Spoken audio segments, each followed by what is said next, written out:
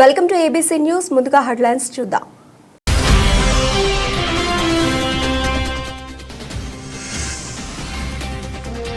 వైఎంవీఏ hall వద్ద బుధవారం రోషయ్య 3వ వర్ధంతి. ముఖ్య అతిథిగా పాల్గొన్న కూర్మదాస్ ప్రభాకర్.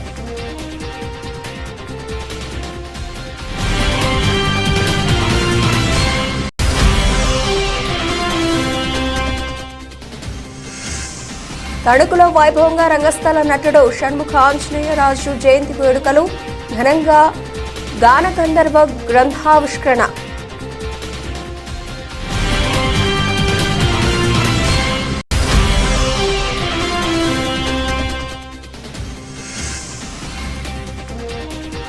పర్యాటకానికి ముందు గోదావరి నదిని పరిశుభ్రం చేయండి. పాలకులకు టీకే విశ్వేశ్వరరెడ్డి విజ్ఞప్తి.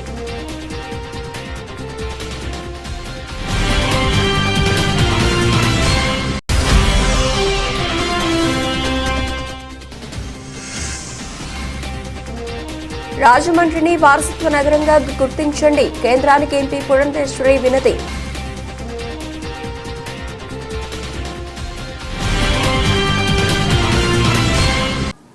గురువారం ఉదయం 8 గంటల నుంచి సాయంత్రం 4 గంటల వరకు జరిగే పూర్వపు ఉమ్మడి తూర్పు పశ్చిమ గోదావరి జిల్లాల పరిధిలోని ఉపాధ్యాయ ఎమ్మెల్సీ ఉప ఎన్నిక నిర్వహణ కోసం పోలింగ్ సిబ్బంది ఆయా పోలింగ్ కేంద్రాలకు తరలివెళ్లడం జరిగిందని జిల్లా కలెక్టర్ పి ప్రశాంతి తెలిపారు.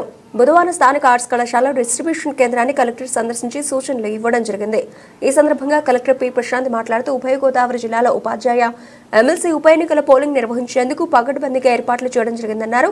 డిసెంబర్ 5 గురువారం బ్యాలెట్ పద్ధతిలో ఉదయం 8 గంటల నుంచి సాయంత్రం 4 గంటల వరకు పోలింగ్ నిర్వహిస్తున్నట్లు సంబంధిత అధికారులు సిబ్బంది ఆయా పోలింగ్ కేంద్రాలకు తరలి వెళ్లడం జరిగిందని తెలిపారు. పోలింగ్ ప్రక్రియ పూర్తి అయిన తదుపరి ఆయా పోలింగ్ సామాగ్రి ఆర్ట్స్ కళాశాలలో ఏర్పాటు చేసిన రిసెప్షన్ కేంద్రానికి తరలించి బ్యాలెట్ బాక్స్ ఇతర పత్రాలు భద్రపరచనున్నట్లు తెలిపారు. తదుపరి వాటిని అత్యంత భద్రత మధ్య కాకినాడకు తరలిస్తామని తెలియజేశారు. ఓట్ల లెక్కింపు డిసెంబర్ 9వ తేదీన కాకినాడలో నిర్వహిస్తున్నట్లు తెలిపారు.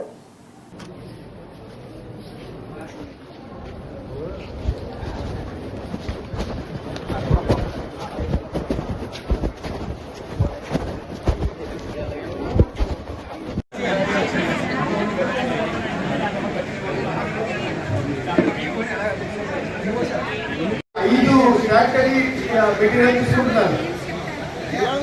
ఒకటి ballot box, ballot paper, paper seal, account, engineering, అలాగే మీరు రాసుకోవడానికి కాదు.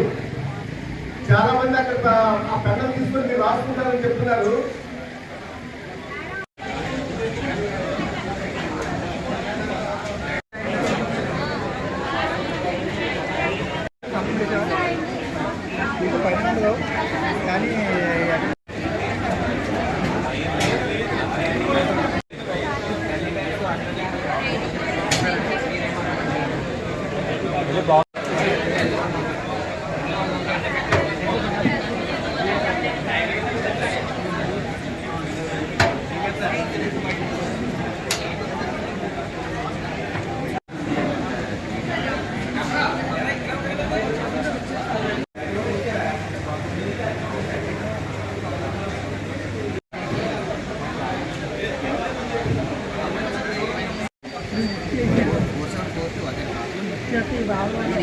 ప్రజలు చేసుకోవాలి.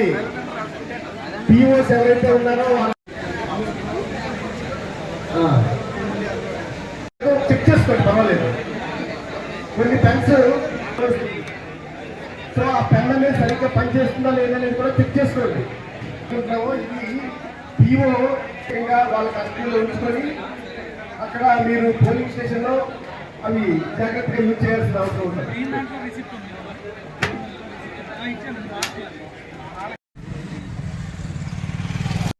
సో సెల్ ఫోన్ అనేది except presiding office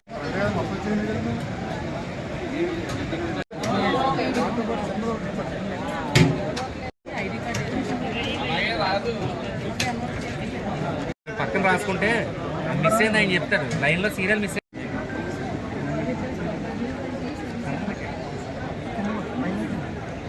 missing number already నేను ఇక్కడ లిస్ట్లో రాసుకున్నాను.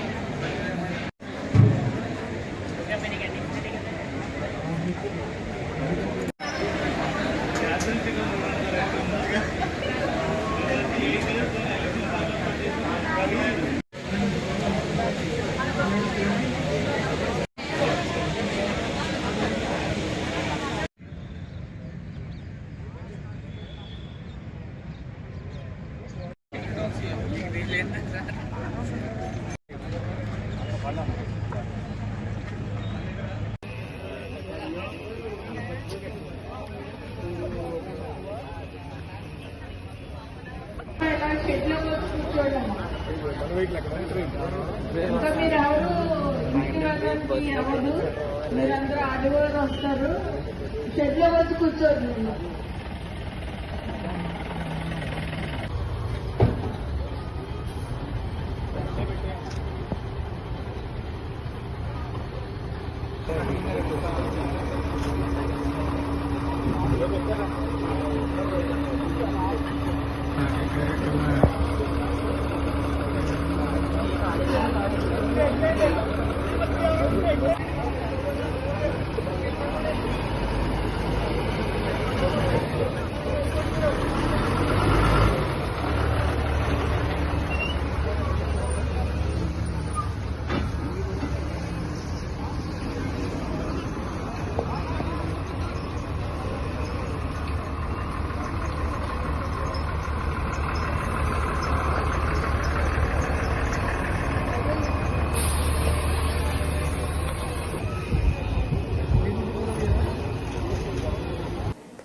వెయ్యేళ్ల సుదీర్ఘ చరిత్ర గల రాజమండ్రి నగరాన్ని హెరిటేజ్ సిటీగా గుర్తించి హృదయ్ స్కీమ్ ద్వారా అభివృద్ధి చెందేలా చూడాలని రాజమండ్రి ఎంపీ దగ్గుపాటి పురంధేశ్వరి కేంద్ర ప్రభుత్వాన్ని కోరారు. ఆంధ్రప్రదేశ్ రాష్ట్రంలోని తూర్పుగోదావరి జిల్లాలో గోదావరి నది ఒడ్డున ఉన్న రాజమండ్రి దేశంలోనే ప్రధాన పురాతన నగరాల్లో ఒకటని ఆమె పేర్కొన్నారు. ఈ మేరకు పార్లమెంట్లో రూల్ 373 కింద విన్నవించారు. రాజరాజ నరేంద్రుడు పరిపాలించిన ఈ పుణ్యభూమిపై ఆనాడు ఆదికవి నన్నయ్య మహాభారతాన్ని తెలుగులోకి అనువదించారని, తద్వారా రాజమహేంద్రవరం తెలుగు భాష జన్మస్థలంగా ప్రసిద్ధి చెందిందని గుర్తు చేశారు. వేదాలకు నిలయంగా రాజకీయ, వ్యవసాయ, సాహిత్య, ఆర్థిక, సామాజిక, సాంస్కృతిక నేపథ్యాలకు ప్రసిద్ధి చెందిన ఈ చారిత్రక నగరం ఆంధ్రప్రదేశ్ సాంస్కృతిక రాజధానిగా కూడా వ్యవహరిస్తారని ఎంపీ పురంధేశ్వరి వివరించారు. గొప్ప సంఘ సంస్కర్త కందుకూరి వీరేశలింగం ఈ భూమిపైన జన్మించారని పేర్కొన్నారు. Shrimati D Purandeswari. Thank you, Honorable Speaker, sir. Sir, we have about 4.3 million weavers in our country who face various issues and challenges like accessibility to loan, upgradation of design, access to markets, and so on and so forth. So I would seek to know from the Honorable Minister whether his ministry would consider a technology-driven platform that will provide a one-stop solution to all the challenges that the weaver community faces. Alongside, I would also seek to know from the Honorable Minister how the proposed Rashtriya Bunkar Ayog would actually protect our traditional craftsmanship alongside enhancing the global competitiveness of our weavers. Thank you, sir. महोदय, बहुत अच्छा प्रश्न किया गया है। आज technology का ज़माना है, हम टेक्नोलॉजी से अछूत नहीं रह सकते और टेक्नोलॉजी के बगैर हम दुनिया से कम्पीट नहीं कर पाते। आज आने वाले समय में ग्रीन टेक्नोलॉजी की मांगें बढ़ रही है। आने वाले समय में भारत से ज़्यादा ग्रीन टेक्नोलॉजी हैंडलूम से कुछ नहीं हो सकता। तो हम उनको टेक्नोलॉजी दे रहे हैं, जकार्ड दे रहे हैं, उनको डिजाइन बनाने के लिए कंप्यूटर की व्यवस्था करा रहे हैं। हम एक प्लेटफार्म रखा है, तो मुझे लगता है मार्केटिंग में भी हमने रखा है, इलेक्ट्रॉनिक सारे चीज़ों की व्यवस्था हमने मार्केटिंग के साथ डिजाइनिंग में भी रखा है। हमने सारे प्लेटफार्म पर हम उनको टेक्नोलॉजी के साथ जोड़ रहे हैं। अभी भारत विजन नेक्स्ट बनाया है निफ्ट के साथ मिलकर के, जो हैंडलूम को भी हम उसमें जोड़ रहे हैं। हमारे 19 निफ्ट के इंस्टीट्यूशन हैं महोदय, उससे सारे जो हमारे 574 क्लस्टर हैं छोटे, उन क्लस्टरों में, मेगा क्लस्टरों में सबको जोड़ने का काम करते हैं। निफ्ट के बच्चे जाते हैं, तो टेक्नोलॉजी के बगैर ये सेक्टर अधूरा रहेगा। इसीलिए नरेंद्र मोदी के नेतृत्व में हम टेक्नोलॉजी का पूरा प्रयोग कर रहे हैं। కాకినాడ పోర్టులో రేషన్ బియ్యం అక్రమాల్లో సూత్రధారులు, పాత్రధారుల సంగతిని కూటమి ప్రభుత్వం తేల్చనుందని రాజమండ్రి సిటీ ఎమ్మెల్యే ఆదిరెడ్డి శ్రీనివాస్ అన్నారు. ఈ పోర్టులో బియ్యం అక్రమ రవాణా చేస్తున్న నౌకను సీజ్ చేశామని చెప్పారు. ఇలా చేయడం వల్ల 10,000 మంది కార్మికుల పొట్టగొట్టినట్టు కొందరు భావించడం సరికాదని హితవు పలికారు. ది రాజమండ్రి ప్రెస్ క్లబ్ లో బుధవారం ఆయన మీడియాతో మాట్లాడుతూ జగన్ పాలనలో జరిగిన అవినీతి అక్రమాలను కూటమి ప్రభుత్వం నిగ్గు తేలుస్తోందన్నారు. ప్రభుత్వ సంక్షేమ పథకాలు అందాలంటే రేషన్ కార్డు తప్పనిసరిగా ఉండాలని, అందుకే తమ కూటమి ప్రభుత్వం జనవరిలో అర్హులందరికీ కొత్త రేషన్ కార్డులు జారీ చేస్తుందన్నారు. తమ ప్రభుత్వం అందరికీ సంక్షేమ పథకాలు అందించాలనే సంకల్పంతో పనిచేస్తోందన్నారు. అమ్మ పెట్టా పెట్టదు, అడుక్కు తిననివ్వదు అనే సామెతల గత 5 ఏళ్ల వైసీపీ పాలనలో ఒక్క రేషన్ కార్డు ఇవ్వలేదని, పైగా ఉన్న రేషన్ కార్డులు తొలగించారని విమర్శించారు. పెట్టదు, అడుక్కు తిననివ్వదు అన్నట్లు వారు ఎలాగైనా ఇవ్వలేదు. ఇవ్వకపోగా ఏదో ఒక దారిలోని వారికి వచ్చేవి కూడా ఆపేశారు. గత 5 సంవత్సరాలు మీరు గమనించినట్లయితే ఒక్క రేషన్ కార్డు కూడా వైసీపీ వారు ఇవ్వకపోగా ఏదో ఒక షరతు పెట్టి ఏదో ఒక షరతులతో లక్షలాది రేషన్ కార్డుల్ని ప్రజలకి దూరం చేసి, తద్వారా మీరు గమనించాలి, ఈ రేషన్ కార్డులు దూరం చేసి సంక్షేమ కార్యక్రమాలు కూడా వారికి అందకుండా చేశారు గత వైఎస్ఆర్సీపీ వారు. వారు తెగ పబ్లిసిటీ చేసేవారు. ఎలాగంటే ఇంటికింటికి తెస్తా ఉన్నాం, అది ఇస్తా ఉన్నాం, ఇది ఇస్తా ఉన్నాం అని చెప్తారు. ఇస్తానన్న వాళ్ళు రేషన్ కార్డులు ఎందుకు తీసేశారు? చాలామందికి అర్థం కాల. క్రమేణా రేషన్ కార్డులు ఉంటేనే సంక్షేమ కార్యక్రమాలు అందుతాయని అవగాహన చేసుకునే సమయానికి వాళ్ళు చేయాల్సిన కార్యక్రమం వాళ్ళు చేసేశారు వైసీపీ వారు. ఈరోజు మేము ఒకటే అడుగుతా ఉన్నాం,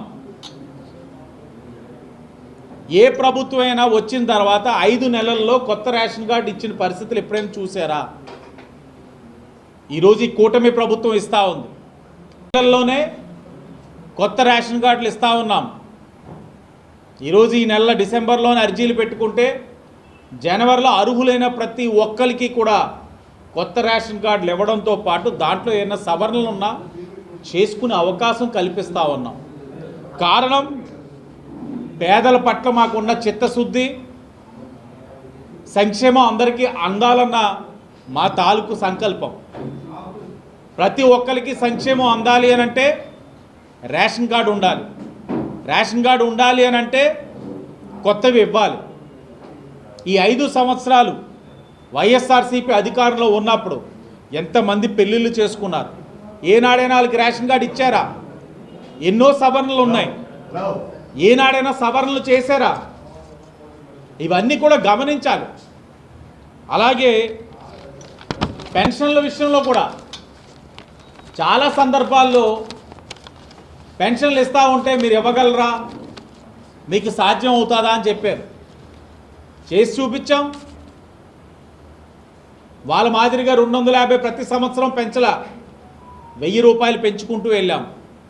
ఇచ్చిన మాట కట్టుబడి కూటమి ప్రభుత్వం పెన్షన్లు పెంచడమే కాదు, ప్రతి నెల 1వ తారీఖు ఇస్తూ ఉన్నప్పుడు అది కానీ ఏదైనా ఆదివారం పడితే ముందు రోజే ఇస్తా ఉన్నామన్నది ఈ కూటమి ప్రభుత్వం ఒక చిత్తశుద్ధి. జీతాలు ఎలాగైతే క్రమశిక్షణగా ఒక తారీఖు అనుకుంటే ఆ తారీఖును పడతా ఉందో అదే రీతిలో పెన్షన్లు కూడా ఇస్తూ ఉన్నామని ఈ రోజున గర్వంగా చెప్తా ఉన్నాం. పైపెచ్చు గత 5 సంవత్సరాలు వైసీపీ వాళ్ళు పెన్షన్లు ఇవ్వకపోగా వారి దగ్గర నుంచి ఏదో ఒక రూపంలో లాగేసుకునేవారు. ఈ నెల కానీ పెన్షన్ తీసుకోకపోతే వచ్చే నెల ఇచ్చేవారు కాదు. కానీ కూటమి ప్రభుత్వం పేదల ఒక కష్టాలు తెలిసిన ప్రభుత్వంగా 3 నెలలకి ఒకేసారి పెన్షన్ తీసుకునే వెసులుబాటు కూడా ఈరోజు మేము కల్పించాం. ఇది ప్రజల పట్ల చిత్తశుద్ధి, వాళ్ళకి సంక్షేమం అందించాలన్న ఆలోచన కలిగిన ప్రభుత్వం కూటమి ప్రభుత్వం అనడానికి ఇది నిదర్శనం. నెలలకు ఒకసారి మీరు పెన్షన్ తీసుకునే వెసులుబాటు కల్పించాం. గత 5 సంవత్సరాలు వైఎస్ఆర్ కాంగ్రెస్ పార్టీ అధికారంలో ఉన్నప్పుడు ఈ నెల పెన్షన్ తీసుకోకపోతే వచ్చే నెల 2 నెలలు కలిపి తీసుకునే వెసులుబాటు ఉందా? లేదే. ఈ నెల తీసుకోకపోతే అయిపోయిందే, ఆ డబ్బంతానికి ఖజానా పోయిందే. ఎవరైనా కొన్ని కారణాలు రీత్యా బయట ఊరికి వెళ్ళొచ్చు, లేకపోతే ఇంకెక్కడ హాస్పిటల్లో ఇంకేదైనా కారణాలు అవ్వచ్చు. ఇవన్నీ గ్రహించే మేము 3 నెలలకు ఒకసారి పెన్షన్ తీసుకునే వెసులుబాటు కల్పించాం. మీరు గమనించండి, ఒక వితంతు పెన్షన్ కానీ, ఒంటరి మహిళ పెన్షన్ కానీ, కళాకారుల పెన్షన్ కానీ, కల్లుగీత కార్మికుల పెన్షన్ కానీ ఇవన్నీ కూడా ఆనాడు తెలుగుదేశం పార్టీ చంద్రబాబు నాయుడు గారు ఆలోచనతో ఇవ్వడం జరిగింది. ఈరోజు కూటమిగా మేము ఏం ఆలోచించాం, ఏదైతే ఈ వితంతు పెన్షన్ ఇస్తూ ఉన్నామో, ఇంటి పెద్ద ఎవరైనా చనిపోతే వారు ఏ విధమైన ఆత్మస్థైర్యం కోల్పోకూడదు, ఇబ్బందులు పడకూడదు అని చెప్పి ఈరోజు కూటమి ప్రభుత్వం ఇంటిలో పెద్ద ఎవరైనా చనిపోతే 15 రోజుల్లో వారు పెన్షన్లు పెట్టుకుంటే వెంబటనే పెన్షన్ వచ్చే కార్యక్రమం కూడా మేము తీసుకున్నాం.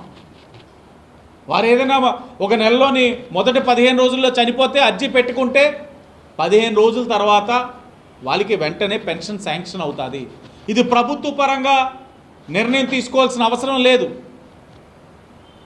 ఎవరైనా ఇంటి పెద్ద చనిపోతే 15 రోజుల్లో ఇచ్చే కార్యక్రమం ఈ రోజున కూటమి ప్రభుత్వంగా మేము తీసుకుంటా ఉన్నాం. ఇవన్నీ కూడా మీకు చెప్పేది ఏంటంటే, మేము సంక్షేమం ఇవ్వాలని ఒక మంచి సంకల్పంతో పనిచేస్తూ ఉన్నాం. మా సంకల్పం గొప్పది. మేము ఇవ్వాలన్న ఆలోచనకి కట్టుబడి షరతులు లేకుండా సంక్షేమం చేస్తూ ఉన్నాం. కానీ వారు గత 5 సంవత్సరాలు ఏం చేశారు? ఒక రేషన్ కార్డు ఇవ్వలా, పైపెచ్చు లక్షలాది రేషన్ కార్డులు తీసేసి ఎంతోమందికి సంక్షేమ కార్యక్రమాలు దూరం చేశారు. ఇది ఆరంభమే. ఈ 5 నెలల్లో 1000 రూపాయలు పెంచుతా ఉన్నాం, పెంచాం. దీపం ద్వారా గ్యాస్.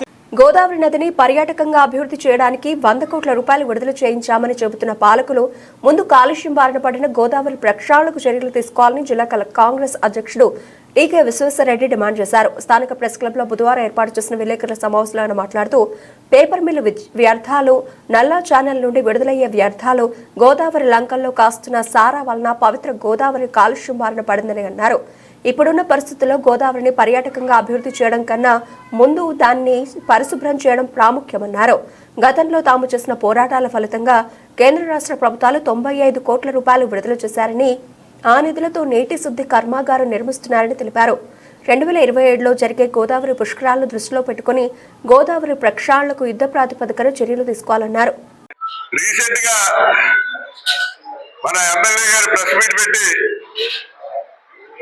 కేంద్ర ప్రభుత్వం వారు గోదావరి ప్రక్షాళనకి 100 కోట్ల రూపాయలు ఇచ్చారని చెప్పి చెప్పడం జరిగింది.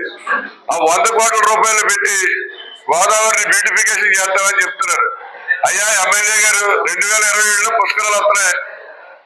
మన బ్యూటిఫికేషన్ కంటే ముందు వచ్చిన ప్రజలకి లక్షలాది మంది వచ్చి పుష్కరాలకి స్నానం చేస్తారు. వాళ్ళకి స్నానం చేయడానికి శుభ్రమైన నీరు, తాగడానికి మంచినీరు ఇవ్వాల్సిన బాధ్యత మన మీద ఉంది. కాబట్టి మీరు అర్జెంట్ గా 100 కోట్ల రూపాయలని కూడా మీరు గోదావరి ప్రక్షాళనకు ఉపయోగించండి. గతంలో 50 లక్షలు పెట్టి గోదావరిలో చెత్త తీసి మిషన్ తెచ్చామని 2 సార్లు చెప్పారు. మిషన్లు వచ్చినాయి, వెళ్ళి ఆ 70 ఏదో తెలీదు. ఇక ఈవేళ మీరే స్వయంగా పేపర్ మిల్ వల్ల పొల్యూటెడ్ అవుతుంది గోదావరి. అలాగే ఇక్కడ ఏదైతే మన నల్లజాల వల్ల పొల్యూటెడ్ అవుతుందని నిన్న ప్రెస్ మీట్ లో చెప్పారు. పేపర్ మిల్ వల్ల పొల్యూషన్ లో వెంకటనగరం దగ్గర తూర్పు లంక పట్టుకెళ్ళి చెరువుల దగ్గర అందులో పెట్టి అందులో నుంచి గోదావరి వదిలేస్తున్నారు. దానివల్ల కంప్లీట్ గా పొల్యూషన్ అవుతుంది. మీరు చెప్పేది ఏంటంటే మీరు అర్జెంట్ గా గోదావరి వెంకటనగరంలో ఉన్నటువంటి తూర్పు లంక లో ఉన్నటువంటి సారాబట్టీలు ఉన్నాయి, మొత్తం అంతా కూడా సారాబట్టీలు ఆపించండి. మీరు భవానీపురం ఉంది విజయవాడలో, అందరికీ తెలుసు.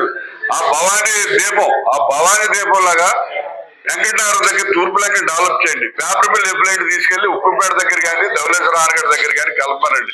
అప్పుడు పుష్కరాలకే ప్రజలందరూ కూడా మంచి శుభ్రమైన నీరులో స్నానం చేసి మంచినీరు తాగలుగుతారు. మేము ఆల్రెడీ దాని మీద 46 రోజులు దీక్ష చేస్తే నరేంద్ర మోడీ 54 కోట్లు, జగన్ గారు 34 కోట్లు, అలాగే మున్సిపాలిటీ 7 కోట్లు ఇచ్చి మురుగునీటి శుద్ధి కర్మాగారం అని పెట్టారు ఉక్కుపేట దగ్గర. అందరికి తీసుకెళ్లి చూపించా. అది కంప్లీట్ అయిపోతే 60% ఆఫ్ ఎఫ్లూయెంట్ గోదావరిలో కలిసి కంట్రోల్ అవుతుంది. కాబట్టి మీరు 100 కోట్లని ఏదో బ్యూటిఫికేషన్ అని చెప్పి వాళ్ళు దుర్వినియోగం చేయకుండా ఇది కాపాడాలి. రెండోది ఏంటంటే పుష్కరాలకి 500 కోట్లు మన కేంద్రం కేంద్రం 500 కోట్లు, రాష్ట్రం 500 కోట్లు ఇస్తుందని చెప్తున్నారు. అది ఆ డబ్బు దుర్వినియోగం కాకుండా ఉండాలంటే రాజమండ్రి కార్పొరేషన్ లో కౌన్సిల్ ఉండాలి. మీరు అర్జెంట్ గా కార్పొరేషన్ ఎన్నికలు జరిపించండి. ఎందుకంటే ఆ ఎన్నికలు జరిగితే కార్పొరేటర్లు 52 మంది వస్తారు. అందరూ కలిసి సమన్వయంతో పుష్కరాలు సక్సెస్ చేయొచ్చు. మా కాంగ్రెస్ పార్టీ 2026లో కార్పొరేషన్ ఎన్నికలు జరుగుతాయని సన్నద్ధంగా ఉన్నాం. దానికి ప్రతి వార్డుకి ప్రెసిడెంట్, వైస్ ప్రెసిడెంట్ అపాయింట్ చేస్తున్నాం. రేపు వాళ్ళే పోటీల్లో ఉండి ధీటుగా పోటీ ఇస్తారు. కాబట్టి ఎవరైతే కాంగ్రెస్ పార్టీ ద్వారా ప్రజలకు సేవలు చేయాలనుకుంటారో వాళ్ళ యొక్క బయోడేటా అప్లికేషన్ తీసుకొచ్చి జిల్లా కాంగ్రెస్ పార్టీలో ఇవ్వాలని చెప్పి కోరుతున్నాం. రాజమండ్రి సింహాచల నగర్, సుబ్బారావు నగర్ పరిధిలో క్వారీ లోతుల్లో పడి ఇంకెన్ని ప్రాణాలు పోవాలని నగరపాలక సంస్థ స్టాండింగ్ కమిటీ మాజీ చైర్మన్ బర్రె కొండబాబు ప్రశ్నించారు. క్వారీ గోతులు పడి గుర్తు తెలియని వ్యక్తి మృతి చెందాడని చెప్పారు. ప్రభుత్వ ఆసుపత్రికి వెళ్లిన అనంతరం ఆయన మైన్స్ ఏడీ కార్యాలయానికి వెళ్లి తీవ్ర నిరసన వ్యక్తం చేసి ఆందోళన చేశారు. ఈ కార్యక్రమంలో కొండబాబు మీడియాతో మాట్లాడుతూ క్వారీ గోతులు పూడ్చాలని తాను 2011 నుంచి పోరాటం చేస్తున్నానని హైకోర్టు ఆదేశాలు జారీ చేసిన సంబంధిత అధికారులు క్వారీ యజమానులు గోతులు పూడ్చేందుకు ఎలాంటి చర్యలు తీసుకోవడం లేదని మండిపడ్డారు. కోర్టు ఆదేశాలను బేఖాతరు చేస్తున్నారని మండిపడ్డారు. తన న్యాయ పోరాటాన్ని ఏ శక్తులు అడ్డుకుంటాయో అర్థం కావడం లేదన్నారు. ప్రభుత్వాలు మారుతున్నాయి, అధికారులు మారుతున్నారు, సమస్య మాత్రం అలాగే ఉంటోందని విచారం వ్యక్తం చేశారు. పట్టింపు లేకుండా ఉండడం, మైన్స్ యాక్ట్ ఇంప్లిమెంటేషన్ చేయవలసినటువంటి బాధ్యత కూడా గనుల శాఖకి సంబంధించినటువంటిదే. అయినప్పటికీ కూడా ఎన్ని ఆదేశాలు వచ్చినప్పటికీ కూడా ఈ యొక్క సమస్య పరిష్కారం కావట్లేదు. ప్రజల ప్రాణాలు పోతూ ఉన్నాయి. ఎంత ఇదైనప్పటికీ కూడా కానీ ఈ అధికారులు ఒక ఆలోచన విధానం ఏంటనేది మాకు అర్థం కావట్లేదు. అంచేత తొందరలో లేదు మరి నిరసన దీక్ష పెట్టదలుచుకున్నాం. మైన్స్ ఆఫీస్ నిర్బంధం చేయదలుచుకున్నాం. క్వారీ గోతుల గురించి రాజమండ్రిలో ఉన్నటువంటి పెద్ద సమస్య ఇది అని చెప్పేసి నిన్నగాక మొన్న మున్సిపల్ కమిషనర్ గారికి, అదేవిధంగా జిల్లా కలెక్టర్ గారికి ప్రజా సమస్యల పరిష్కార వేదికలో మరి తెలియపరచడం జరిగింది. ప్రభుత్వాలు మారుతున్నాయి, అధికారులు మారుతున్నారు, అనేక మంది ఎమ్మెల్యేలు, ఎంపీలు, మినిస్టర్లు మారుతున్నారు. కానీ క్వారీ ఏరియాలో మాత్రం మార్పు రాని పరిస్థితి కొనసాగుతూ ఉంది. ఇంకా ఎన్ని మరణాలు చూడాలి, ఎన్ని శవ పంచనామాలు చూడాలి, ఎన్ని పోస్ట్ మార్టం రిపోర్ట్లు చూడాలి, ఇంకా ఎంతమంది క్వారీకి బలి కావాలి. ఇది న్యాయ పోరాటం చేసినా, ప్రజా పోరాటం చేసినా ఏ శక్తులు దీన్ని అడ్డుకుంటూ ఉన్నాయి. ఎంతకాలం ఇది ఇలాగ కొనసాగుతూ ఉంటుంది. ఎవరైనా మేము చనిపోవాలని కోరుకుంటే క్వారీ గోతులు కనపడుతున్నాయి. ఎవరినైనా చంపేసి పాడేయాలని కోరుకుంటే క్వారీ గోతులు కనపడుతున్నాయి. ప్రమాదవశాత్తు నడుతూ అమాయకంగా చనిపోయే వాళ్ళు క్వారీ గోతులు కనపడుతూ ఉన్నాయి. అలాంటప్పుడు ఎంతమందిని బలికొంటూ ఉంటారు. ఆ క్వారీ నీరు తోడతాం, క్వారీ నీరు తోడాలనకని చెప్పేసి గతంలోనే ఎంతో చెప్తూ ఉంటే ఇంతవరకు కూడా ఆ క్వారీ గోతులకు సంబంధించి మరి ఇంతవరకు క్వారీ నీరు తోడకపోవడం వల్ల ఈ ఇబ్బందులు ఎదురవుతూ ఉన్నాయనేది మాత్రం తెలియజేస్తూ ఉన్నాం. అంచేత ఇక ప్రభుత్వ అధికారులు కానివ్వండి, ప్రభుత్వం కానివ్వండి, రాష్ట్ర ప్రభుత్వాలు మారుతున్నాయి, కేంద్ర ప్రభుత్వాలు మారుతున్నాయి. ఈ ప్రభుత్వాలైనా సరే బాధ్యత తీసుకోవాల్సినటువంటి అవసరం ఉంది. ఆ క్వారీని హ్యాండ్ ఓవర్ చేసుకుంటారా, లేకపోతే వాళ్ళతో నీరు తోడించేటటువంటి మార్గం చేస్తారా అనేటటువంటిది చూడవలసినటువంటి అవసరం ఉంది. అందుచేత ఇది పూర్తి స్థాయిలో ప్రభుత్వ యంత్రాంగం, క్వారీ యాజమాన్యం ఈ మరణాలు ఆగాలంటే ఖచ్చితంగా బాధ్యత తీసుకోవాల్సినటువంటి అవసరం ఉందని చెప్పేసి తెలియజేస్తూ ఉన్నాను. ఇలా కాకపోతే ఎంతమందిని బలిగొంటారనేటటువంటి మాకు అర్థం కాని పరిస్థితి. అంటే ఎక్కడ లోకు అంటే క్వారీ ఏరియాలో ఉన్నది ఎస్సీ, ఎస్టీ, బీసీ, మైనార్టీ, ఒకవేళ ఎవరన్నా అరాకొర ఉన్నారంటే అగ్రవర్ణంలో ఉన్నటువంటి పేదలు తప్ప ధనవంతులు కానీ లేక అగ్రవర్ణాలకు సంబంధించిన వాళ్ళు కానీ ఆ క్వారీ యాజమాన్యానికి సంబంధించిన వాళ్ళు కానీ ప్రభుత్వ అధికార యంత్రాంగంలో ఉన్నటువంటి పెద్దలు కానీ ఎవరు అక్కడ లేరు. లేకపోయినందువల్ల ఇది ఒక అంటరానితనంగా లేక ఎందుకో పనికిరానటువంటి వ్యక్తులుగా భావించేటటువంటి విధంగా ఈ విధానం కొనసాగుతుంది. 2011 నుంచి ఇప్పటి వరకు న్యాయ పోరాటం చేస్తున్నప్పటికీ కూడా మరి ఆ కోర్టు ఇచ్చినటువంటి ఆదేశాలను కూడా బేఖాతరు చేస్తూ మరి ఇదే విధానాన్ని ఎంతకాలం కొనసాగుతారు? ఇంకా ఎంతమంది సరిపోవాలా? ఇప్పుడు సరిపోయి నిన్న కలెక్టర్ గారికి ఇచ్చాం, సరిపోతున్నారని చెప్పి నిన్న మళ్ళీ 7 తేలింది. సోమవారం నాడే ఇచ్చాం. ప్రజా సమస్యల పరిష్కార వేదికలో సోమవారం ఇచ్చాం. మేము అక్కడి నుంచి రాబోయేటప్పటికే 7 తేలుంది. అప్పటికే 4-5 రోజుల క్రితం అందులో పడిపోయి ఉంటాడు. అంచేత ఇలా ఎంతకాలం కొనసాగుతూ ఉంటుంది? ఎంతకాలం నడవాలి ఇలాగా? అంచేత దీని పరిష్కారం తక్షణ పరిష్కారం చేయాలా? చేయకపోయినట్టయితే మేము ఇంకా ఏ విధంగా ఆందోళన చేయాలనేటటువంటిది మరి వీళ్ళే చెప్పవలసినటువంటి అవసరం ఉంది. అది పరిస్థితి. తాడేపల్లిలోని వైఎస్ఆర్ కాంగ్రెస్ పార్టీ కేంద్ర కార్యాలయంలో పార్టీ అధికార ప్రతినిధి మాజీ ఎంపీ మార్గాని భారత్, రాష్ట్ర ఎస్ఎస్ఎల్ అధ్యక్షుడు మాజీ ఎమ్మెల్యే టీజీఆర్ సుధాకర్ బాబు, మాదిక కార్పొరేషన్ మాజీ చైర్మన్ కమ్మూరి కనకారావు ప్రెస్ మీట్ రాజమహేంద్రవరంలో సోషల్ మీడియాలో పోస్ట్ చేసిన దళిత యువకుడి ఆత్మగౌరవాన్ని దెబ్బతీసేలా పోలీసులు వ్యవహరించిన అమానవీయ ఘటనపై బాధితుడితో కలిసి మీడియా ముందు వాస్తవాలను వెల్లడించిన వైఎస్ఆర్ కాంగ్రెస్ పార్టీ నేతలు. ఇంకా అసలు పచ్చి బూతులు తిట్టిన కార్యక్రమం. నిజంగా ఈ అబ్బాయి చెప్తా ఉన్నాడు, సార్ నేను ఏం తప్పు చేశాను, వర్షం పడినప్పుడు కూటమి ప్రభుత్వం వచ్చిన తర్వాత మీరు ఏం చేశారు, 4 రోజుల్లో మీరు చేసిన ప్రక్షాళన ఇదా అని పోస్టులు పెట్టాడు. ఈ బ్రదరన్ చర్చ్ దగ్గర ఇలా మునిగిపోయింది మీ కూటమి ప్రభుత్వం వచ్చిన తర్వాత, నాడు నేడు గతంలో మేమున్నప్పుడు ఏ రకంగా ఉన్నాయి ఇవన్నీ కూడా పెట్టాడు. పెట్టిన దానికి ఈ అబ్బాయిని ఎంత దారుణంగా అసలు 41 నోటీస్ ఇవ్వడానికని పిలిపించుకొని ఉదయం తీసుకుని రాత్రి దాకా స్టేషన్ సెల్లో బట్టలు ఊడదీసిన ఫోటోలు కూడా కనబడుతున్నాయి. అవి కూడా మీకు చూపిస్తాను. అసలు ఫస్ట్ ఈ అబ్బాయి ఏం పోస్ట్ పెట్టాడో ఒకసారి వీడియో పెట్టండి. ఆ పోస్ట్ ఏం పోస్ట్ పెట్టాడు, దాని తర్వాత ఈ అబ్బాయిని ఏ రకంగా ఇచ్చేశారు ఈ పోస్ట్ పెట్టాడు. గతంలోని ఈ పార్టీ వర్షం పడితే ఊరంతా నీట మునిగేది, కానీ ఈ రోజున నీరు అనేది నిలబడుతున్న ఒక హాఫ్ అన్ అవర్ లో నీరు బయటకు పరిస్థితి. ఇది 1 నెల రోజులుగా మనం అదే పని మీద ఏదైతే డ్రైనేజ్ వ్యవస్థ పైన ప్రక్షాళన చేస్తూ పారిశుధ్యాన్ని ఎప్పటికప్పుడు సమీక్షిస్తూ డీసిల్టింగ్ మీద ప్రాధాన్యత ఇవ్వడం వల్ల ఈ యొక్క 1 నెల రోజుల కార్యక్రమం ఈ రోజు మీరు ఈ పాయింట్ వర్షాన్ని కూడా చూడవచ్చు రోడ్లు ఎలా ఉన్నాయంట. గతంలోని అంటే ఈ రకంగా ఉన్నాయి. ఎమ్మెల్యే గారికి చెప్తున్నాడు, ఇంకో బాబు రాజమండ్రి ఈ రకంగా ఉంది, ఈ పాటి వర్షానికి ఇంకో నీళ్లు ఇంకా ఉన్నాయి అని చెప్పేసి చూపిస్తున్నాడు. దానికి స్టేషన్ లో కేసు పెట్టడం, ఈ అబ్బాయిని కూడా అరెస్ట్ చేసి సెల్లో వేసిన వీడియో కూడా ఒక్కసారి పెట్టండి అన్న. ఈ అబ్బాయిని ఏ రకంగా పెట్టారు. ఇది ప్రకాష్ నగర్ పోలీస్ స్టేషన్. ఆ పోలీస్ స్టేషన్ లో ఆ పిల్లోడిని సాగర్, ఈ అబ్బాయిని దళితుడు, అందులోనూ బిఎస్సి బిఈడి చదువుకున్నాడు ఈ అబ్బాయి. ఈ అబ్బాయిని తీసుకెళ్లి ఇలాగా లోపల పెట్టిన సందర్భం, అదిగోండి షర్ట్ ఒకటి తీసి కూర్చోబెట్టి, ఆ పక్కనే మహిళా కానిస్టేబుల్ ఉన్నారు, అంటే లేడీ కానిస్టేబుల్ ఎదురుగుండా పెట్టిన సందర్భం. అసలు మనం ఆంధ్రప్రదేశ్ రాష్ట్రంలో ఉన్నామా ఎక్కడున్నామని అడుగుతా ఉన్నా.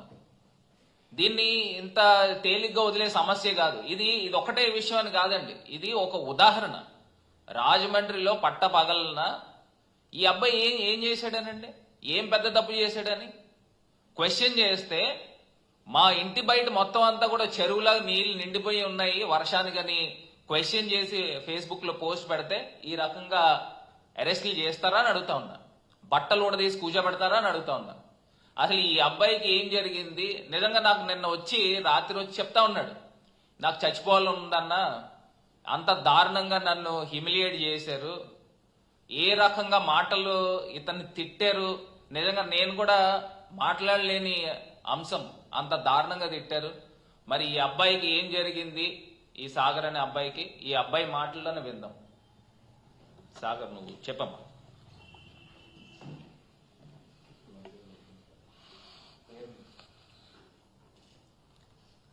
అందరికీ నమస్కారం అండి.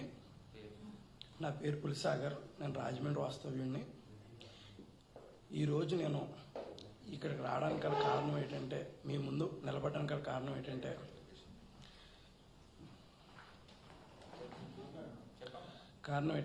నన్ను మొన్న 30వ తారీఖున ప్రకాష్ నగర్ నుంచి నాకు ఫోన్ వచ్చింది సార్. నేను సోషల్ మీడియాలో పోస్ట్ పెట్టాను. మా రాజమండ్రి ఎమ్మెల్యే గారు వాటర్ గురించి నెల రోజుల్లో ప్రక్షాళన చేశాను, ఒక వీడియో పెడితే అది చూసి నెల రోజుల ప్రక్షాళన అంటే ఇదేనండి అని బ్రదర్ చర్చి దగ్గర అని, నెక్స్ట్ కృష్ణానగర్లో వాటర్ ఒకటి కొన్ని దిక్కున వాటర్ నిలిచిపోయింటే ఇదేనండి అని నేను ఒక పోస్ట్ పెట్టాను. ఆ పోస్ట్ పెట్టి కూడా చాలా రోజులు అవుతుంది. ఆ పోస్ట్ని తీసుకుని ప్రకాష్ నగర్ పోలీస్ స్టేషన్లో కంప్లైంట్ ఇవ్వడం జరిగింది. ఆ కంప్లైంట్తో నాకు కంప్లైంట్ ఇచ్చినట్టు కూడా నాకు తెలియదు. నాకు ఒక కానిస్టేబుల్ 30వ తారీఖున ఫోన్ చేసి ఒకసారి స్టేషన్ రావాలమ్మా సార్ మాట్లాడి వెళ్ళిపోతానని చెప్పేసి అన్నారు. అన్న తర్వాత నేను వేరే ఊళ్ళో ఉన్నాను సార్ వస్తానని చెప్పేసి సోమవారం నాడు వెళ్ళాను. సోమవారం ఉదయం 11 గంటలకు వెళ్ళాను. నేను కరెక్ట్గా 11:30 కల్లా నేను అక్కడ కూర్చొని ఉండగా లోపల పిలిచాను. నన్ను పిలిచి నా పేరు ఇవన్నీ రాసుకుని నీ మీద పలానా పోస్ట్ పెట్టినందుకు కేసు కడుతున్నావు అని చెప్పి పలానా రాశారు. నువ్వేం చదువుకున్నావు అని అడిగారు. నేను ఇలా BSc BD చదువుకున్నాను. నా పేరు అడిగారు, నా తండ్రి పేరు అడిగారు, నా డోర్ నెంబర్ అడిగారు. తర్వాత నా క్యాస్ట్ డేట్ అని అడిగారు. ఇలా పలానా SC అండి అని. SCలో ఏంటంటే మాలవాళ్ళ వర్గానికి చెందినవాడిని అని చెప్పానండి. చెప్పిన తర్వాత CA గారు ఎరా లంచా కూడా బాడుకున్నాడు పోస్టులు ఎవడెట్టమన్నాడు నిన్ను, నీ ఇష్టం వచ్చాడు పోస్టులు పెట్టడానికి గారు ఉన్నది, నువ్వు కొవ్వు పట్టు కొట్టుకున్నా నా కొడక ఏం చేస్తారో నువ్వు అనేసి ఇష్టం వచ్చినట్టు బూట్లు తిట్టి నన్ను అసలు విచక్షణారహితంగా మాట్లాడి నన్ను ఎంత దారుణంగా మాట్లాడారంటే నన్ను కోసి రైలు పట్టాల మీద పడేస్తాను, గొద్దు కోసి రైలు పట్టాల మీద పడేస్తాననేసి అన్నారు సార్. అలాంటి మాటలు ఆయన మాట్లాడి నన్ను ఎంతో అవమానపరిచి ఇంకా ఈ కేసులో ఇంకా 2 ఉన్నారు వాళ్ళ పేర్లు కూడా చెప్పి నన్ను బలవంతం చేసి వాళ్ళు ఎవరు కూడా నాకు తెలిసారంటే వాళ్ళు తీసుకురాకపోతే నేను వదలనని చెప్పేసి అన్నీ కూర్చోబెట్టారు సార్ నన్ను. నేను ఒక పావు గంట అరగంట కూర్చున్నాను.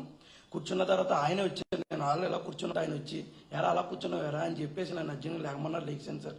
లెగిసిన వెంటనే షూ ఇప్పేసి అన్నారు సార్. షూ ఇప్పేసిన తర్వాత బట్టలు ఇప్పేసి లోపల వేసి అన్నారు సార్. నన్ను ఆ మాట అనగానే అది నేను చదువుకున్నాను సార్, నేను ఎడ్యుకేషన్, నేను అంతా తప్పు ఏం చేశాను ఇలా చెప్తాను నాకే ఎదురుతామని చెప్తాను. పే కట్టుకుని నన్ను జైలు కేసు లోపల లాకప్ దగ్గరికి తోసి బట్టలు ఇప్పండి అనేసి అన్నారు సార్. అనేటప్పుడు కానిస్టేబుల్ వచ్చి నా షర్ట్ ఇప్పారు సార్. నా ప్యాంట్ ఇప్పుతుంటే నాకు డ్రాయర్ లేదు అనేసి అంటే ప్యాంట్ వదిలేశారు సార్. లోపల వేసేమని లోపలేసి తాళం వేసి నన్ను లోపల కూర్చోబెట్టారు సార్. కరెక్ట్గా 11:45 to 12 మధ్యలో కూర్చోబెడితే కరెక్ట్గా 1 గంట 12:55 కానీ 11:55 కానీ ఒక అతను TDPకి సంబంధించిన ఆదిరెడ్డి వాసుగారితో తిరిగి అతను వచ్చి నన్ను చూసుకుని నవ్వుకుంటూ వెళ్ళారు సార్. అది చూశాను నేను ఎలా ఉన్నానో. నాకు కరెక్ట్గా 2 గంటల దాకా సాయంకాలం 5 దాకా నన్ను ఎవరు చూడడానికి రాలేదు, చేయడం రాలేదు. 4 కానిస్టేబుల్ యాక్చువల్ ఫ్యాంట్ కూడా ఇప్పిద్దరు కానీ నేను రాయలేదన్న వాళ్ళు నన్ను వదిలేశారు. అక్కడ కూర్చోబెట్టి నన్ను అలా ఉంచోబెట్టి సాయంకాలం 9 దాకా అలా ఉంచారు నన్ను. తర్వాత వచ్చిన తర్వాత 9:18 నన్ను బయటికి రిలీజ్ చేశారు.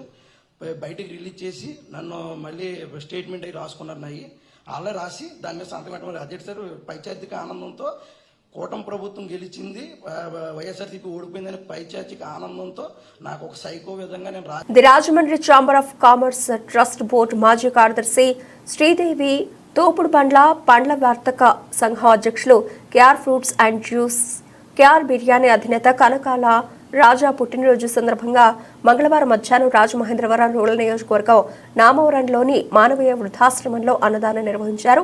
స్థానిక నాయకులు గొర్రెల రమణ ఆధ్వర్యంలో జరిగిన వేడుకల్లో రాజా పుట్టినరోజు కేక్ కట్ చేసి వృద్ధులకు పంచారు. అలాగే అన్నదాన కార్యక్రమంలో వృద్ధులకు భోజనం వడ్డించారు. ఈ కార్యక్రమంలో ముగదాల తలుపులు రుంకాని రవికుమార్, తానేటి శ్రీనివాస్ తదితరులు పాల్గొన్నారు. అలాగే కనకాల రాజా స్వగృహానికి ఛాంబర్ మాజీ అధ్యక్షులు నందిపు శ్రీనివాస్, CTRI బాసి పెద్ద ఎత్తున అభిమానులు విచ్చేసి కేక్ కట్ చేయించి బొకేలు అందజేసి పుట్టినరోజు శుభాకాంక్షలు తెలియజేశారు. ఈరోజు కనకాల రాజా గారి పుట్టినరోజు సందర్భంగా మన ఆశ్రమంలోకి రావడం జరిగింది. మరి ఎలాంటి పుట్టినరోజులు మరిన్ని జరుపుకోవాలని మనసారా కోరుకుంటూ పుట్టినరోజు సందర్భంగా మనలాంటి ఆశ్రమం దగ్గరికి రావడం చాలా సంతోషదగ్గ విషయం. ఇలాంటి సేవా కార్యక్రమం చేయడం ఆయనకి మొదటి నుంచి ఇష్టం అని చెప్పి తమ్ముడు చెప్పాడు. కాబట్టి అలాంటి సేవ చేసి మేమందరం ఈ సేవలో పాల్గొనే అవకాశం రాజుగారు ఇచ్చినందుకు ప్రత్యేక ధన్యవాదాలు తెలియజేసుకుంటూ వన్స్ అగైన్ హ్యాపీ బర్త్డే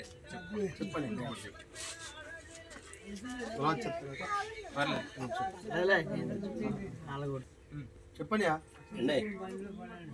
ఈరోజు మా అన్నయ్య, మా పెద్దన్నయ్య కనకాల రాజు గారు పుట్టినరోజు అంటే మాకు ఒక పండగ దినముగా ఉంది. ఎందుకంటే ఆయన ఇప్పుడు సేవలో చేస్తూ ఎవరైనా కష్టవంతం అంటే నేను ఉన్నానని చెప్పేసి ముందుకోవచ్చు. ప్రతి కష్టాన్ని కూడా ప్రతి కుర్రోడు కూడా ఆయన వెనకాల ఉంటాడు. దానికి చాలా సంతోషంగా ఉంది. అందులోకి ఈయన పుట్టినరోజు నాడు ఈరోజు ఆశ్రమంకి వచ్చి ఎంతో పెద్దవాళ్ళందరినీ కూడా ఓల్డ్ ఏజ్ హోమ్ నడుపుతున్న మన సీనియర్ గారిని, పెద్దవాళ్ళందరినీ కూడా ఆయన చూసి ఈరోజు ఈ ఒక కార్యక్రమం చేసినందుకు చాలా హ్యాపీగా ఉంది. భగవంతుడు ఆయనకి ఎప్పుడు ఆరోగ్య అష్టైశ్వర్య సుఖ శాంతులతో ఇలాంటి పుట్టినరోజులు ఎన్నో చేసుకోవాలని కోరుకుంటూ మరొకసారి రాజానయ్య గారి పుట్టినరోజు శుభాకాంక్షలు తెలుపు.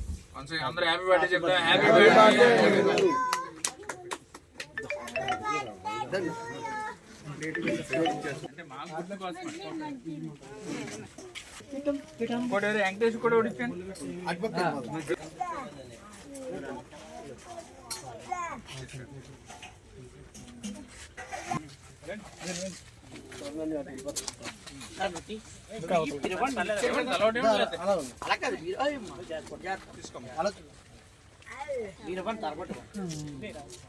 శాసరత్నం ఓడిచ్చే రౌండ్ ఇది పొడిసింది. అవునండి అవునండి కదా పాపం ఏముంటది ఆడికి మజ్జిగ ఉండే ఎవరికి తినే తినే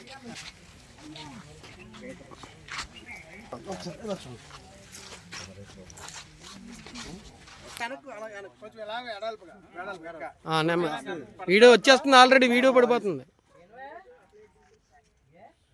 ఓకే ఒకసారి హ్యాపీ బర్త్డే చిన్న పాట పాడండి అందరూ. Happy birthday to you, happy birthday to you, happy birthday to K Raja గారు.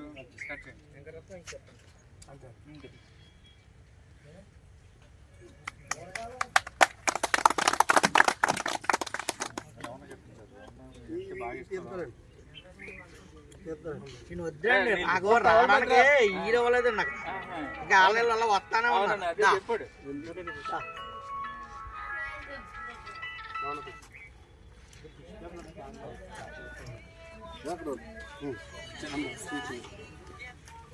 అందరు గ్రూప్ ఫోటో వచ్చిందని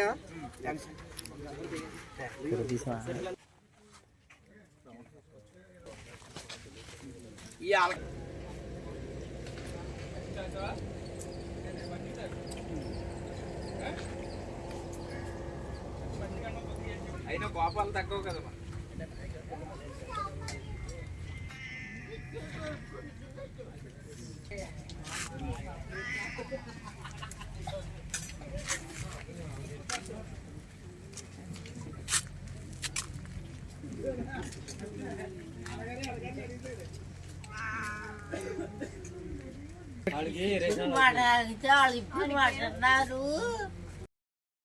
ఉమ్మడి ఆంధ్రప్రదేశ్లోనే రంగస్థలానికి చిరునామాను తీసుకువచ్చిన ప్రముఖ రంగస్థల నటుడు షణ్ముఖ ఆంజనేయ రాజు అంటే తెలుగు రాష్ట్రాల్లో తెలియని వారంటూ ఉన్నారు. సినిమాను మరపించే నటనా చాతుర్యంతో ఆయన గానాలాపనతో కోట్లాది మంది హృదయాలు నేటికి కొలువైన రంగస్థల కృష్ణుడు అనే చెప్పక తప్పదు.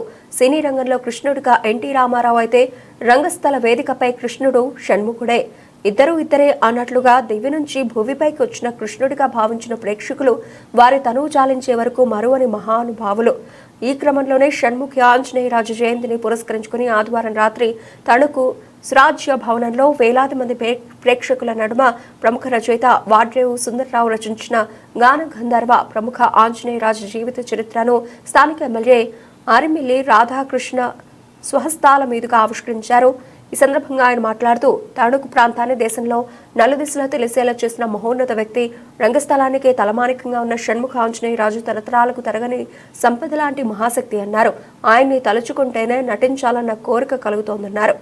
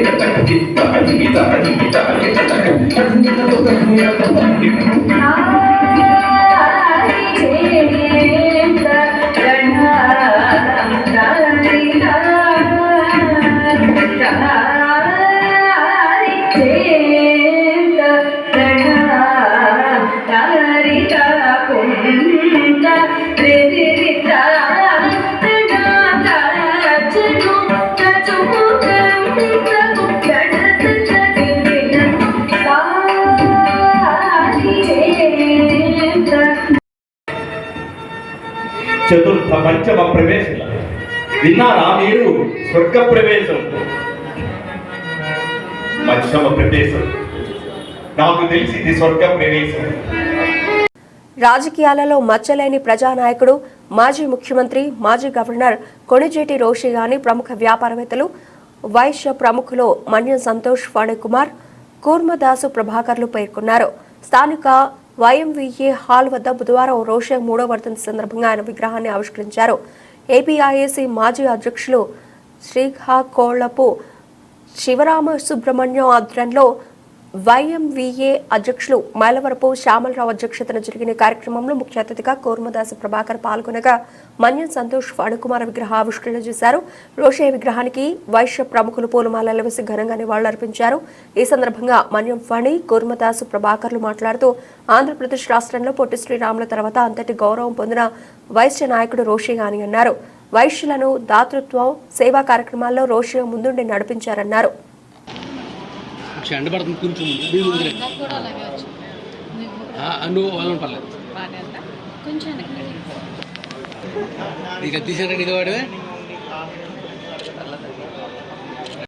ఈరోజు రాజమండ్రిలో మన వైశ్య జాతి అత్యున్నత స్థాయిలో పదవులు అధిరోహించి వైశ్య జాతికి వన్నె తెచ్చినటువంటి శ్రీ కొణిజేటి రోసయ్య గారి విగ్రహ ఆవిష్కరణ చేయడం మా అందరికీ ఎంతో గర్వకారణంగా ఉంది.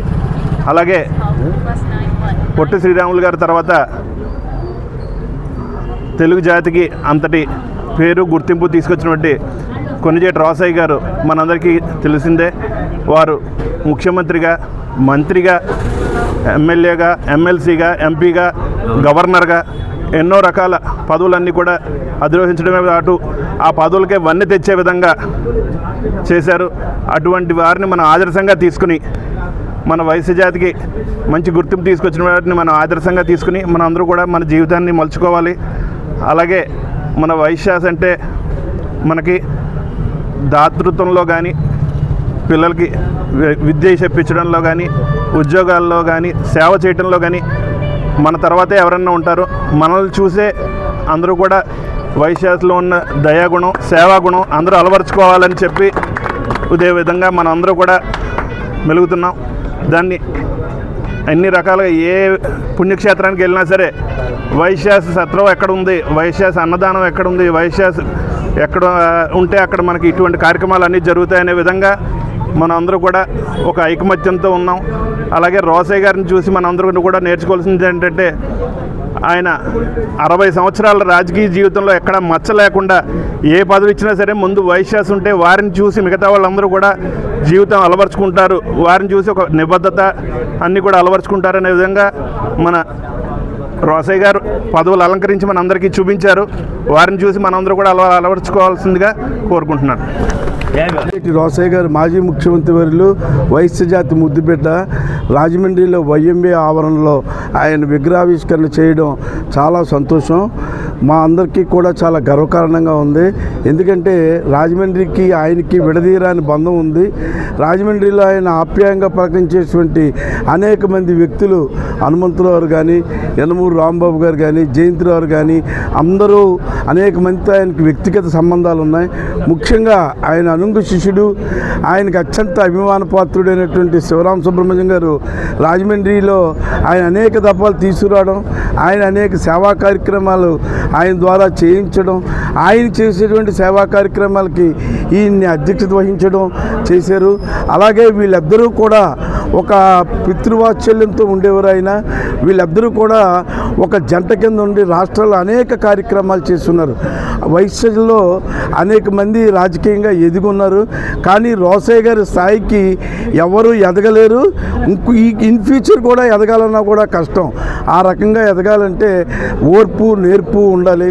అన్ని ఈ రాష్ట్రంలో 16 సార్లు మన ఆర్థిక మంత్రిగా ఉండి బడ్జెట్ని ప్రవేశపెట్టి రాష్ట్రాన్ని ఒక ఆర్థిక క్రమశిక్షణ చేయడం కాకుండా రాజకీయాల్లో ఎలా ఉండాలి, ఒక అజాత శత్రువు అంటే ఎవరు అని చెప్పాలంటే అది కొణిజేటి రోసయ్య గారికే చెందుతుంది. అటువంటి ఉన్నతమైన వ్యక్తి మా కులంలో పుట్టాడని చెప్పడానికి మా రాష్ట్రంలో వైశ్యులందరికీ కూడా గర్వకారణం. ఆయన జీవితం, ఆయన రాజకీయ వ్యవహార శైలి, ఆయన యొక్క కార్యదీక్షత వైశ్యులందరికీ రోల్ మోడల్గా ఖచ్చితంగా ఉంటుంది, ఎప్పటికీ ఉండిపోతుంది. అమరజీవి పొట్టి శ్రీరాములు గారు ఒకప్పుడు ఆంధ్ర రాష్ట్ర అవతరణకి పోరాడి కొన్ని యుగాలు ఆయన పేరు ఎలా ఉండిపోతుందో ఈయన రాజకీయ జీవితంలో ఈయన తీసుకున్న నిర్ణయాలు, ఈయన వ్యవహార శైలి అందరికీ కూడా గుర్తుంటుంది. నెక్స్ట్ ముఖ్యంగా చెప్పాలంటే ఆంధ్ర రాష్ట్రంలో మా వైశ్యులందరూ ఒక తాటి మీద ఉండేటట్టు అనేక రకాల ఆస్తులు, దాన సంస్థలు, విద్యా సంస్థలు, హాస్టల్స్ కట్టడానికి ముఖ్య పాత్ర వహించింది ఆయనే. ఆయన ఎంతో ఓర్పుగా ఏ ఊరు వెళ్ళినా ఒక 25,000 రూపాయలు ఇస్తారు అంటే ఒక 65-70 ఏళ్ళ వయసులో 3 అంతస్తుల బిల్డింగ్ కూడా ఎక్కి వాళ్ళ దగ్గర 25,000 రూపాయలు తీసుకొచ్చారు. కాబట్టే మాకు ఈ రాష్ట్రంలో ఇన్ని వేల కోట్ల ఆస్తులు ఏర్పడ్డాయంటే దాని వెనకాల ముఖ్య కారణం కొంజేటి రోసయ్య గారు అని చెప్పడానికి నాకు ఎటువంటి సందేహం లేదు. ఇవాళ ఈ విగ్రహావిష్కరణ రాజమండ్రిలో జరిగింది. ఇదే రకంగా హైదరాబాద్లో కూడా చాలా పెద్ద ఎత్తున హైటెక్ సిటీలో తెలంగాణ ముఖ్యమంత్రి రేవంత్ రెడ్డి గారి అధ్యక్షతన జరుగుతుంది. ఆయన పేరుకి కాంగ్రెస్ వాది, కానీ తెలుగుదేశం పార్టీ వాళ్ళు కూడా ఆయన ఎంతో గౌరవించేవారు. ఆయనకి మాట్లాడితే ఒక తండ్రి భావంతో మాట్లాడేవారే తప్ప ఒక పార్టీకి వ్యతిరేక భావంతో మాట్లాడేవారు కాదు. అసెంబ్లీలో చీల్చెండాడేవాడు, బయట అంతా సైనిక భావంతో ఉండేవాడు. చంద్రబాబు గారు అవ్వచ్చు, మన ఇంకొక ముఖ్యమంత్రి ఎవరైనా అవ్వచ్చు, ఆయన అంటే అటువంటి రెస్పెక్ట్ ఇచ్చేవారు.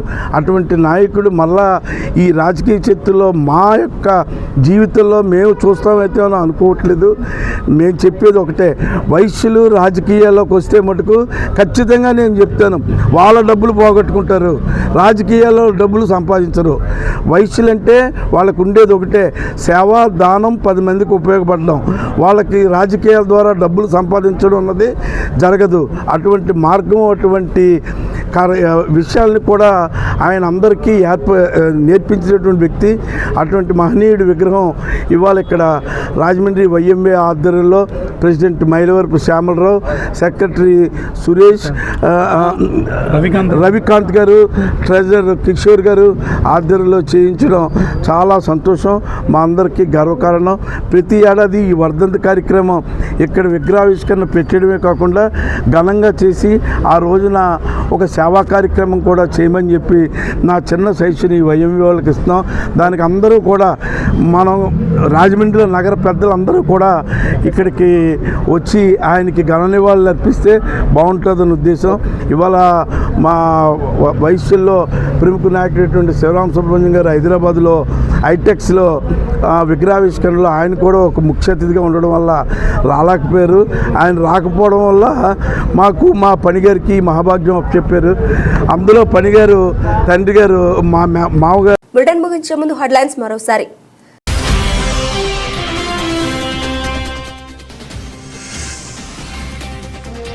వైఎంవీఏ హాల్ వద్ద బుధవారం రోషయ్య 3వ వర్ధంతి. ముఖ్య అతిథిగా పాల్గొన్న కూర్మదాస్ ప్రభాకర్.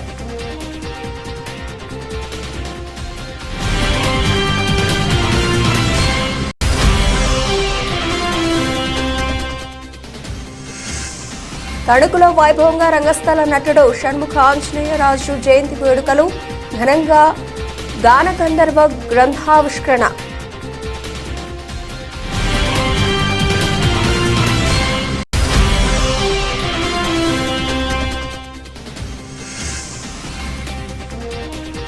పర్యాటకానికి ముందు గోదావరి నదిని పరిశుభ్రం చేయండి, పాలకులకు టీకే విశ్వేశ్వరరెడ్డి విజ్ఞప్తి.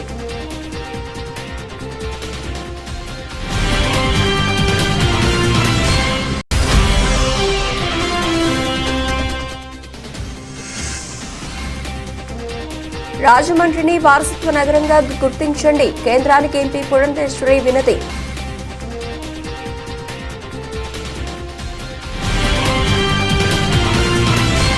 ఇవి ఇప్పుడు bulletin updates. Keep watching ABC news.